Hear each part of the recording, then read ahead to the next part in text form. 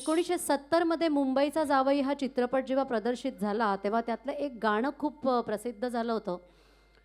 प्रेयसी असा कोणता अपराध झालाय की प्रियकराला विचारते का रे दुरावा.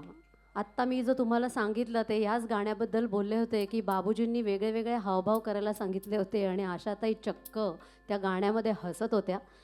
अरुण सरनाईक, सुरेखा कुडवी यांची ॲक्टिंग होती त्याच्यात आणि सुधीर फडके यांनी संगीतबद्ध केलेलं अर्थातच आशाताईंचा दर्द भरा आवाज का रे दुरावा का रे अबोला.